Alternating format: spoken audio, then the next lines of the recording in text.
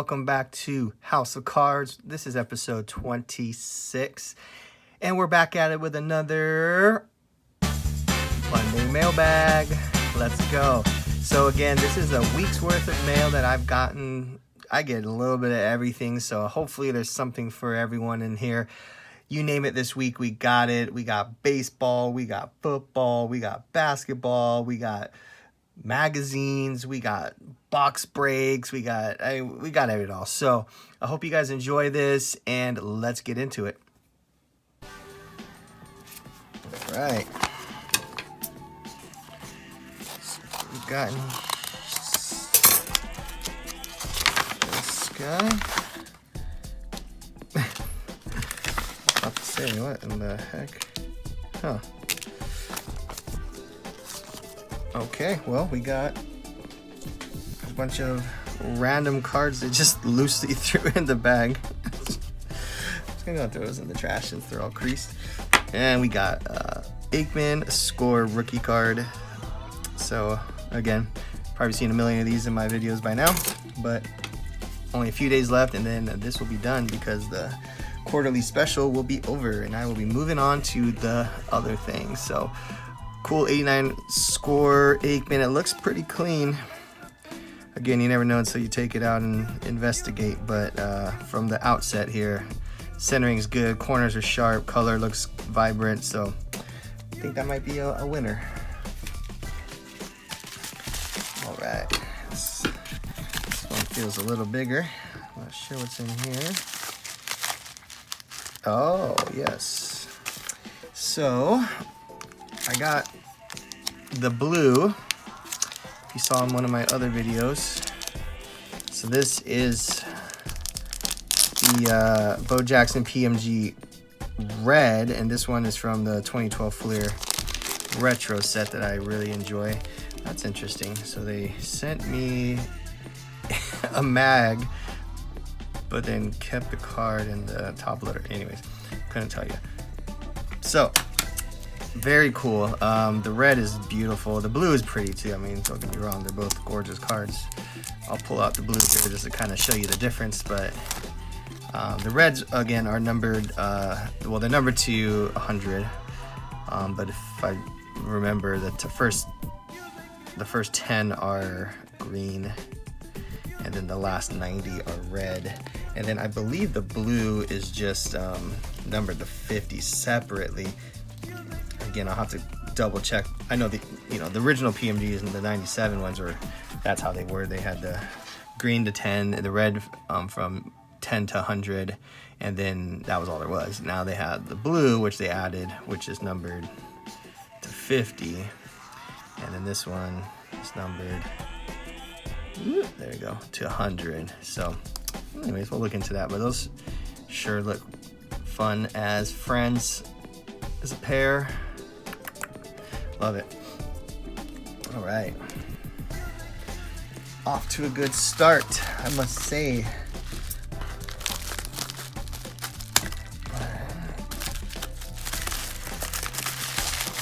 Yep, we got one of the fold over scenarios. There it is.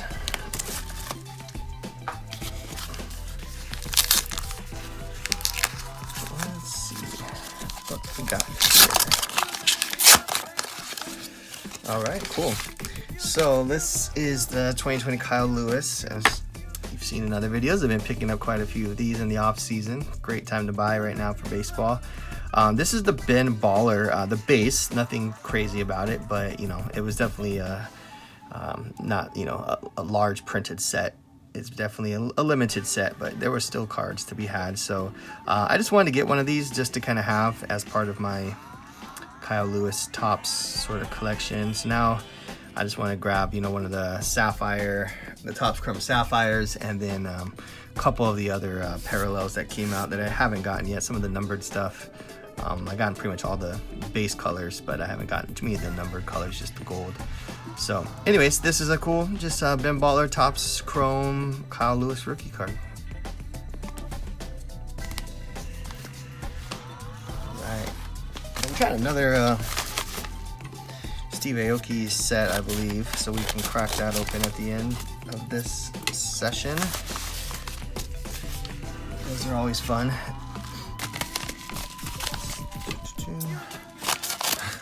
Bubble mailer within a bubble mailer within a cardboard. All right. No top loader. Jeez. A good thing it wasn't all that protection. I mean, just the top loaders would be nice. So this is an Allen Iverson EX, the EX 2000 card. This set is very popular because it is 96 and it does have the, 97. I mean, it's like 96, 97, so either way you want to call it. So it has the Allen Iverson rookie card, it has the Ray Allen rookie card, and most importantly, it has the Kobe Bryant rookie card. So the Kobe is obviously the chase card out of the set, but I think Iverson's a distant second, but definitely a second. So these cards are just gorgeous, and these cards are like next to impossible to get mint because there's just so much going on with these cards, from this window pane behind him, the fact that it's a foil, so you get lots of chipping and edge wear, but this one's pretty clean, I can't lie. I definitely think it's a decent copy. So I mean, again, is it gonna gem? Probably not, but the centering looks pretty good overall. So I mean, there's the chipping isn't terrible. There's a little tiny bit, I mean, just real light, but again, finding these in anything like an 8 or better is kind of you're winning at that point, because it's not much out there.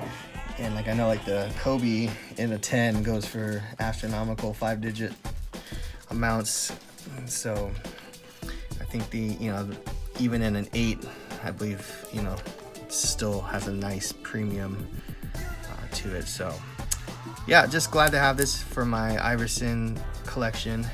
Definitely a card that I want to hold on to, and I'll send it in for grading.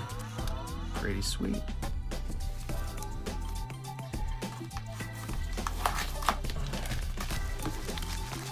This one feels like it's full of padding.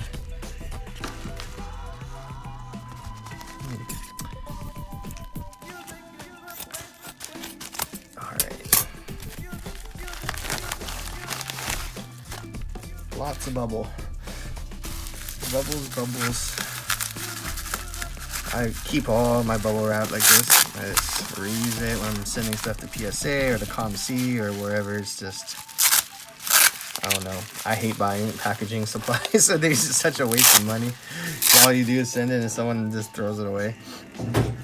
Or hopefully they reuse it, which would be good because they would save money. But I personally, looks like I have a damn Amazon warehouse in my office here because I have so much packaging that I've saved over the years. All right, so we got here a Bo Jackson. This is the 88 Topps Tiffany Bo Jackson. So I'm starting to collect the Tiffany sets. Not the whole set, but the Tiffany set of that player of the years that they had Tiffany. So with Bo, I'm starting with his rookie, which is the Tiffany in his 86, I believe it is. It's gnarly. It's a very expensive card. Very, very, very hard to get in high grade, and even raw fetches large sums of money. So I'm starting with the lower end stuff. So I got this guy here. Again, this is third year card. Again, it's not anything crazy. Definitely paid a small amount for it, but it looks beautiful condition. The corners and the centering looks pretty good. I'll look at the surface once I get a chance to pull it out here, but the Tiffany's were limited sets. If you don't know much about them, they were complete sets that were sent out directly to the card stores, and I know a lot of the card stores either just resold the entire set to their customers, or they just kept them and put into their PCs or whatever. So over the years, people have been set breaking the Tiffany sets and have been, you know, selling off the more valued cards. So, you know, the big players during the years that Tiffany's were around were, you know, the big players of the, you know, mid to late 80s, early 90s. So, you know, you got your Bo Jacksons, your Barry Bonds, your Ken Griffey Juniors, your, you know, McGuire's, your, you know, kind of, you know, that class of your Canseco's and stuff. So, you know, it's that class of players that you really, you know, kind of attribute to the Tiffany sets. But the only way you can tell the difference, because if by just looking at the card itself, it looks just like the base card, the flagship Topps card. But what Tiffany's did was they actually created a higher quality version of the card by putting it on premium stock paper. So the Tiffany's papers is more of a vibrant white color, and, you know, well, originally it was white before they printed over top of it, but a more vibrant, rich, kind of more expensive paper stock, and they give it a glossy finish on the card. So there's, in pictures, it's super hard to tell. The only way you can tell is if you like just kind of look at the vibrancy of the color. And again, this is assuming that the seller is taking great pictures, but the colors will really pop, especially on the Tiffany's cards. But other than that, it is really, really hard to tell. So there's unfortunately a lot of people get scammed, or they think that their cards are worth a lot of money when they're looking at the actual value of a Tiffany card of that specific card, not the base card that they probably have. So that's probably the most common thing I get asked is someone will take a picture of, you know, of this card and be like, hey, look, this card's worth like $100, you know, whatever. And then, you know, you got to break it to them. Say, nah, bro, you just got the regular Topps cards worth like $1. The Tiffany's ones are the ones, you know, that you probably don't have. But anyways, there you go. Quick history on Tiffany's cards. I definitely love enjoying, you know, these cards, because I think that, again, with any limited sets, there's a finite amount, especially when you're going back to the 80s and early 90s. You know, you got a finite amount of these. So I think these are kind of cool to start, you know, picking these up when you see them available. We've already seen this spike in the like the Desert Shield cards that, you know, Topps released with the Desert Shield badge. Those things are worth crazy money now. So, you know, any of those kind of limited sets that they put out, you know, I do think, you know, those are definitely worth looking into, because, you know, long-term collectability, I definitely see it for those. So there you go. All right, and then we got this guy here from Topps. So pretty sure it's an Aoki Wave 3. Yep. It's funny, I was messaging with my good friend Ziggy No on these Aoki cards, and he did say something interesting, that the fact that they didn't differentiate the different waves, you know, wave by wave, it kind of does take away from the resale value of the sealed boxes, because of the fact that, you know, you don't have, you know, if it got mixed up or something, you wouldn't have knowledge of like what is what. And imagine if, you know, somebody bought a Wave 3 because they wanted, you know, a specific player in that set, and, you know, there's no way to just look at the box and just be like, oh, this is Wave 3. Okay, cool. So, I mean, literally, there's nothing that says it. So, yeah, that was a little bit of an oops by Topps for sure. But, you know, I don't know. I quit speculating on things. Looks like something is not interesting. All right, well, let's see what we got here. So again, just like last time, comes in complete. You get a complete set, and then of 25 cards. So you'll have the 25 cards in sequential order, but then the second card in will be your parallel, and that's the one. Oh, actually, you know what? This is another series 2. So, sorry, Wave 2. I apologize. I forgot I bought 2 sets of Wave 2, and I bought 2 sets of Wave 3. So I got actually duplicates because I was interested in breaking up the sets to sell some off individually. But anyways, we'll go through it one more time for the camera. So Mookie, I literally got the exact same parallel on my last box. What are the odds of that? Oh my gosh. Anyways, Ronald Acuna, Elo Jimenez, Alonso, there's Bryant. So again, you guys saw me go through this last time. That was really random. Yeah, I guess, you know, now in retrospect, I probably would have doubled up on Wave 1 just because they had better rookies in Wave 1 than Wave 2. But, you know, I think at the time I was just trying to, I don't know, I had a feeling they might sell out or something, or I don't know, I just wanted to jump on it. So after I bought the first one, it was already sold out before I thought about buying a second set. So anyways, you live and you learn. But 2 Chris Bryants, huh? Out of the 25 cards, I mean, I guess it's like a 1 in 25 chance of that happening. Huh. Things that make you go, All right.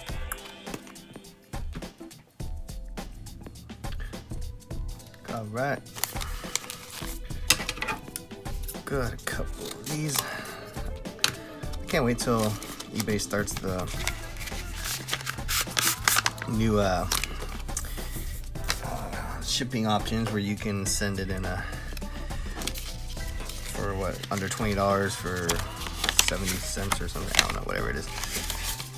It's gonna be a lot better than paying like $4 for someone to send you a, you know, a $3 card. It just makes no sense at all. All right, cool. So these are kind of I found these inserts when I was kind of looking at some other kind of 90s stuff, and I kind of like really dug them. You know, I think everyone's really hyped on like the Net Marvels and the, you know, the kind of comic book vibe cards that are popular right now.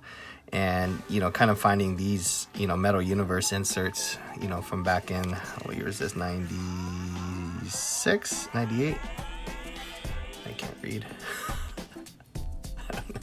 Anyways, these Diamond Heroes cards, they're pretty cool. There's a 6-card set, and they're, you know, foil cards, so really, you know, condition sensitive. But, you know, I started looking at these, and I was like, man, if this, like, trend is really happening. And again, I think a lot of people forget that most of the cool cards that everyone likes now are kind of like, you know, redos or pretty much rip-offs of things that happen, you know, 90s inserts and whatnot.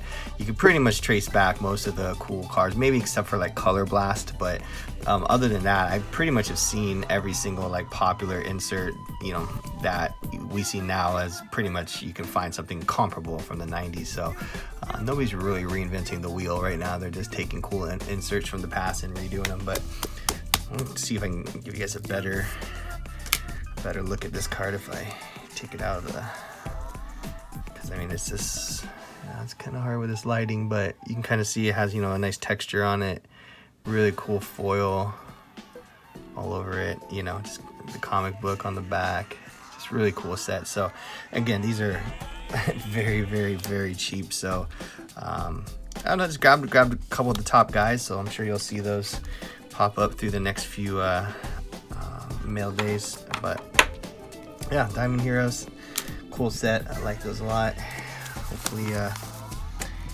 people will start discovering these kind of forgotten about inserts from years back and start, maybe there'll be a little resurgence. All right, so another Kyle Lewis that I picked up. This one actually was a pretty good deal, so it came in a lot. I wanted the X Factor, which you see here on the front, but yeah, it's nice. X Factors are always cool. But it just, I mean, for the same price that it was going for, it included 2 base cards and then a one of the inserts here for the was it the 84 85, sorry, the 85 kind of redo one. So, and this is the refractor obviously, but yeah, you know, pretty good deal. I just kind of got these as like a bonus because I just wanted this. So yeah, anyways, some more Kyle Lewis.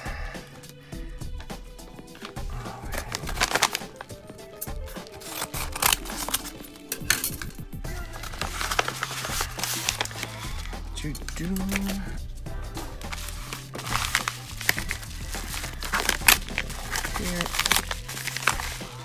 Oh, jeez. a lot of bonus.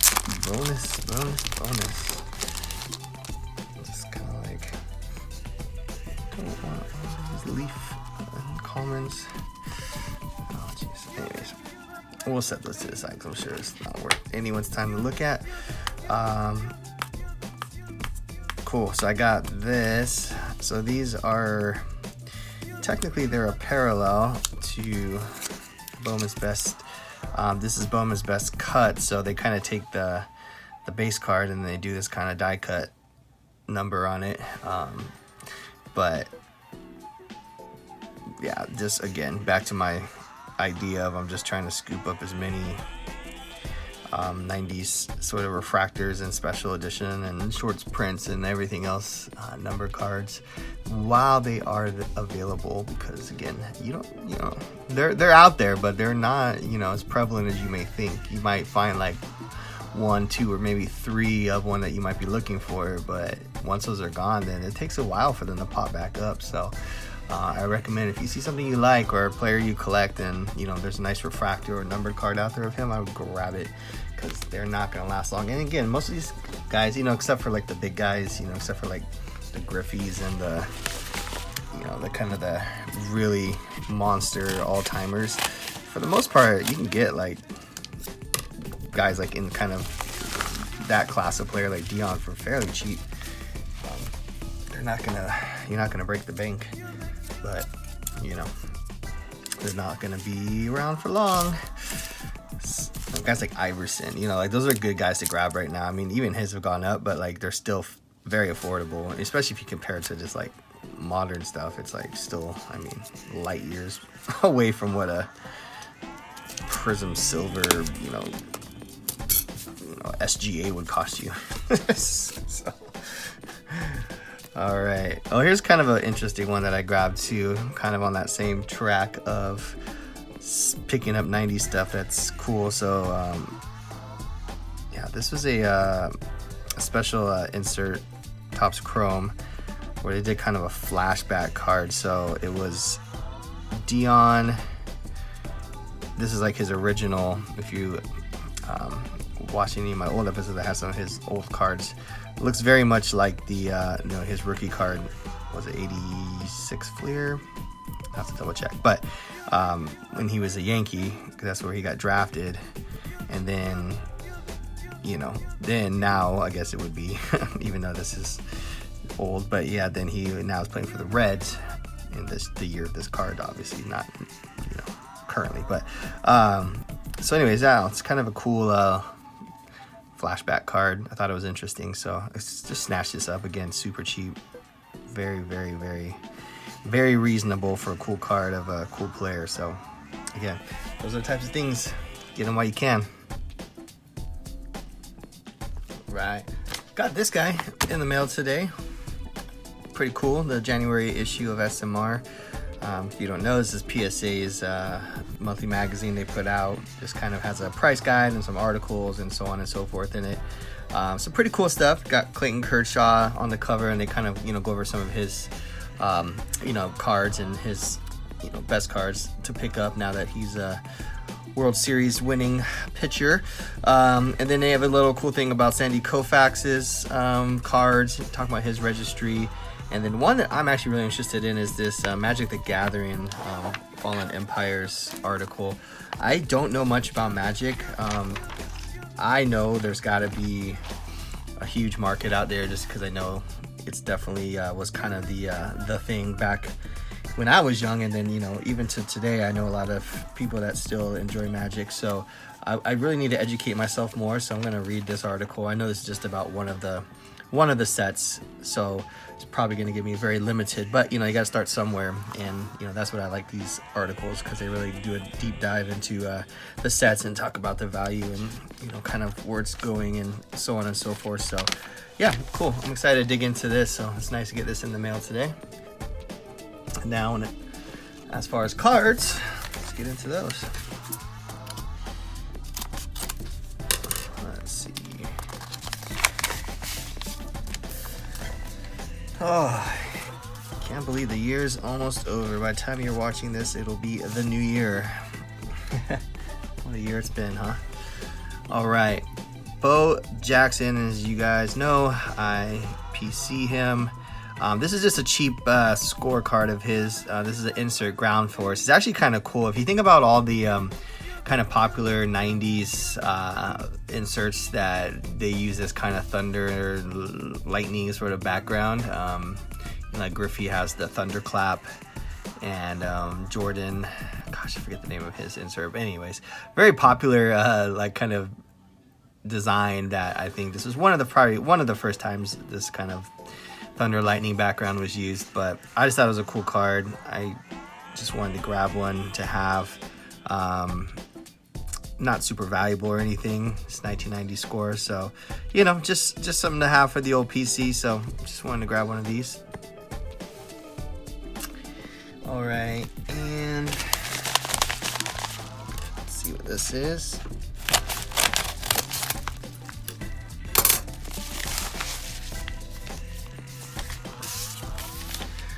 Okay.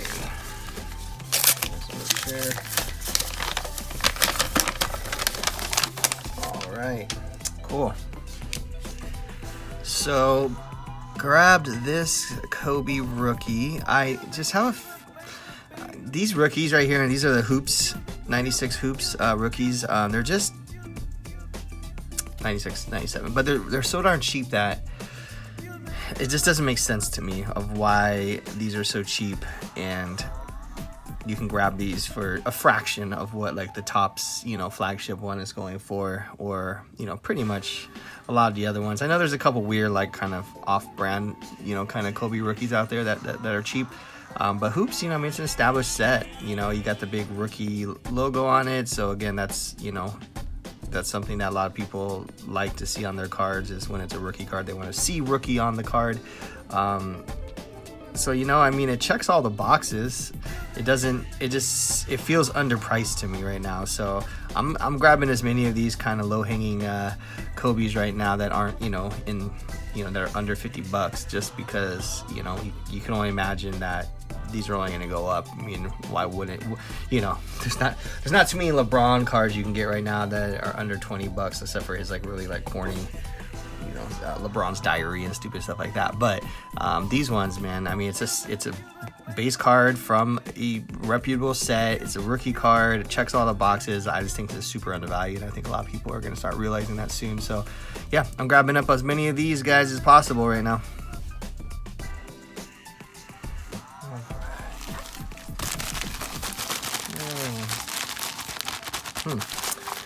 We'll go this way.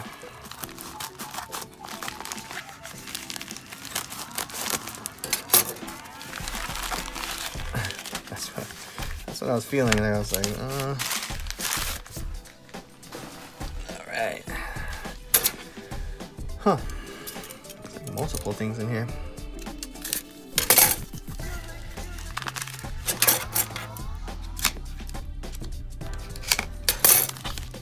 Ah. Aha. That's a lot of painter's tape on here, but very cool. So I'm actually strategizing a video about this card. I don't want to give away too much, because I think it's a very interesting take on this particular card and its sort of place in history and currently also. So I'll leave it at that. But obviously, unless you've been hiding under a rock for the last 30 years, this is the 1989 Upper Deck Star Rookie Ken Griffey Jr., the #1 card in the set. #1 as the actual number card being 1. And by many's account, probably one of the most famous cards in sports cards history. But I have been starting to look into this card as a great potential undervalued card. So I have looked. The hard part on this card, guys, is literally, we all know there's a bunch of these out there, right? But the hard part is finding a clean copy, because A, it's a 30-year-old card. B, there's a lot going on with it. Even though it seems pretty simple, the card itself, it's tricky. So centering is obviously the first thing. So as you can see, this card is beautifully centered. So you know, my eyes go through 3 checks on this card. Check 1, well, you know, minus corners and stuff, which are very obvious things, but things that take a little bit of a deeper dive approach. So check 1 is centering. Okay, left to right, great. Top to bottom is tricky because a lot of people just think the top should be the same thickness as the sides, which is not the case. Actually, it should be slightly, maybe like 10% to 15% thicker if it's going to line up perfectly. Because what you want is you want the K to be well centered between the top and the bottom of the card. So that's kind of my trick I use a little bit. Look at the K at the top and the bottom of the K looks pretty good, then you're looking all right. So that's the first thing. And then the next thing, which most people overlook, is the hologram. So your hologram you need it to be decently centered within the diamond. If it's not, then that's automatically going to knock you down. So don't forget about the hologram. Make sure you check that. And again, it doesn't have to be perfect. It doesn't have to be like perfectly symmetrically centered, but it has to be visibly. If it's like way up one side or way up on the other side, you're not gonna get a gem mint. So again, this card is probably one of the hardest cards to gem mint. But I will send this one in. Hopefully this one will be a good grade. We'll see. We shall see. All right.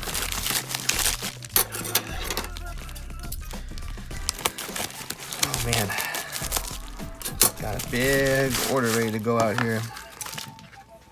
These cards that I'm opening today are actually the last few that I need. All right. This person obviously didn't have 2 small pieces of cardboard put around this, so you know, it is what it is. All right, cool. Finally, this was the last piece. This one's actually been in transit for like over a month. It's taking forever, but I'm glad it's finally here because this is the final one I needed for my set of 20 cards for the quarterly special. So here they are. I just want to celebrate on camera here that finally got them all. So, you know, got a couple Jerry Rice rookies, a couple Bo rookies, an Aikman, a couple Deons, a couple Irvins, a couple Bo supplementals, a couple Elway rookies, 3 Dan Marino rookies, a Dan Marino insert, same year as the rookie year. The Dan Marino 85 Topps, the Warren Moon, and now the second Warren Moon. So there you go, 20 cards. That was quite the endeavor. I didn't think it was going to be that intense, honestly. But these cards are hard. Like, I just didn't want to buy like a big lot or something because, you know, half of the cards are going to be trash. And, you know, so I kind of want to take my time and cherry pick out some nice cards. But that was, man, that was, you know, you guys saw the video. If you saw the videos, my last, you know, X number of mail days were just me waiting for these cards to come in one at a time, just slowly but surely. And today is actually the last day to submit them for the quarterly specials. Today is December 31st, which is the final day. So I'm literally, after this video, gonna get those finalized and submitted and sent in. So you gotta have it postmarked by today. So that's what I will be doing shortly after this. So this one I didn't open on camera because I had a bunch of import stuff on it. So this one I believe is this card that came from Canada. Oh, Canada. So awesome card here. I'm excited to have this DK in my collection. This is the rookie of the year Contenders card. So this is similar, you know, it's in the Contenders set that he has his like rookie ticket card in. This is kind of like another auto kind of insert, I guess you call it, for the set. Now I don't typically, you know, I typically would rather have the rookie ticket card, but this one came up on such a good price. Like the rookie tickets right now are selling like raw for like $400. I'm just like, I don't know, man. That's a lot to pay for a wide receiver. Even though this is, you know, obviously my team and my favorite wide receiver, but even still, I gotta still kind of put my non-homer hat on sometimes and go for it. But I mean, it's still a cool card, right? It's numbered right there out of 125. So again, short-ish print with, you know, a nice on-card auto. I love Contenders because they, you know, on-card autos are just so much better. Yeah, auto looks good, no streaks, no issues with that. So yeah, I'm excited to have this card. It was definitely a fraction of what the rookie tickets sell for, but I still think it's a good looking card and another cool Metcalf I can add to my collection. All right. I think I'm gonna keep this one and reuse it. So we'll just snip the top off. Okay.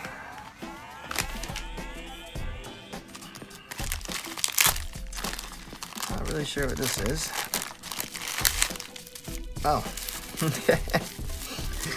Oh, this card. So, story behind this card is my buddy is like super Kobe fan, always has been since day one. He actually kind of looks like Kobe too. I think that's part of the reason why he likes him. But you guys probably know this card is that upper deck card of him. it's like totally a goofy card.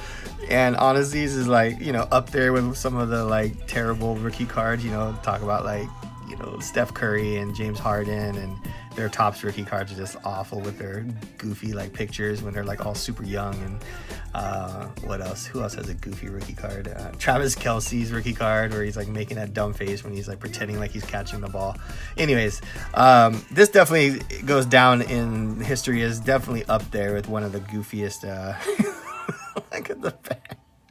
I mean, it's like so goofy that it's like epic, right? It's just like, I don't know. But anyways, long story short is that my buddy just like looks so much like him, acts, yeah, he just like, it just embodies him. And this picture of him just like looks so much like him, and with the, it's just so casual and funny. Like, I just totally got this for him as a present because I think that he would just love this card to death because he loves Kobe, and it's a card where I totally think him and Kobe are kind of like connected through the goofiness. But anyways, this is the 1996 upper deck Kobe Bryant. So awesome card. Let's see, we got this. All right.